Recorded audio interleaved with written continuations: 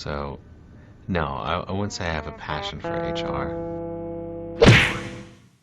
Welcome back to Human Resources for the People. It's a human capital revolution. We're going to be talking about what's going on for the California State Teachers Retirement System. It provides retirement, disability, and survivor benefits to about 1 million pre-K through community college educators. It's been around since 1913 and is the largest teachers retirement fund in the United States and the 11th largest public pension fund in the world. They got $250 billion under management, and it's really a true, behemoth in this world. It wouldn't be a California State pension fund or California State anything without politicization.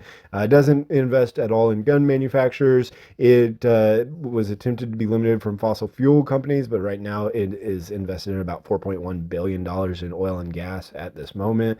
And so it's a really serious pension fund. It has a diversified investment strategy aiming to generate returns to sustain the pension system, investing in stocks, bonds, real estate, and private equity. They have to be concerned about the funding levels and whether or not there's adequate funding, and which is crucial to meet the long-term pension obligations of retirees.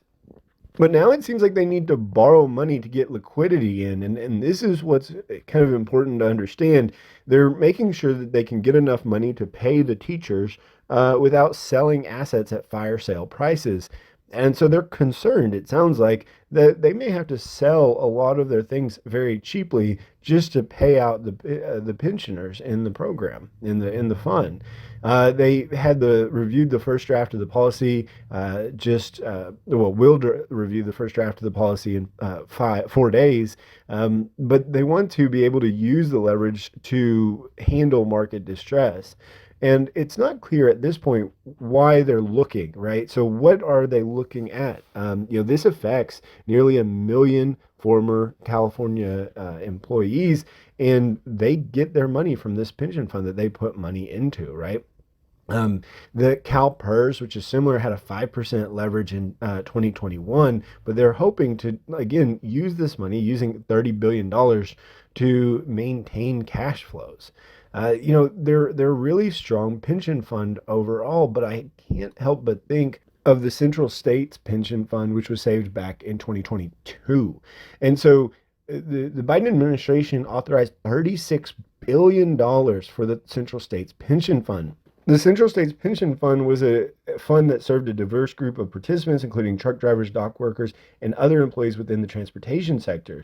They worked for various employers over the time, but the fund was known for its association with the International Brotherhood of Teamsters, and they were one of the largest multi-employer pension funds in the United States. It was huge, still is huge.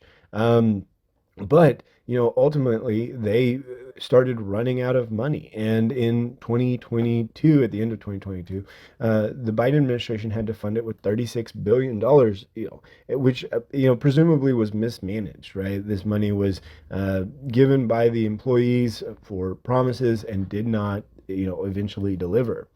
It can be very difficult to borrow against pensions, and this poses a huge risk as many of these pension providers expected more employees to come into the system to pay out the retiring employees, and it's just not happening. The funds aren't there ultimately.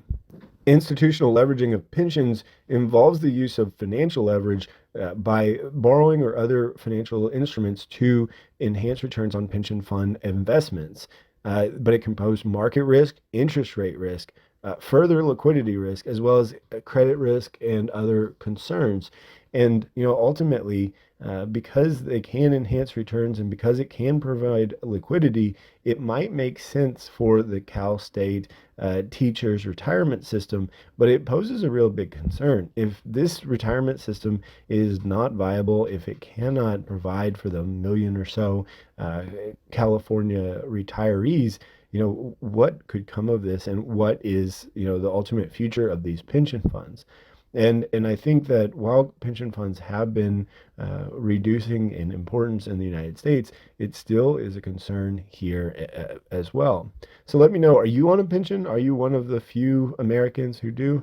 The number has been gradually declining over the year, and they've been less common in the private sector. In the public sector, they're still fairly common. Let me know in the comments down below. Like, share, and subscribe, and we'll see you on the next video. Bye, guys.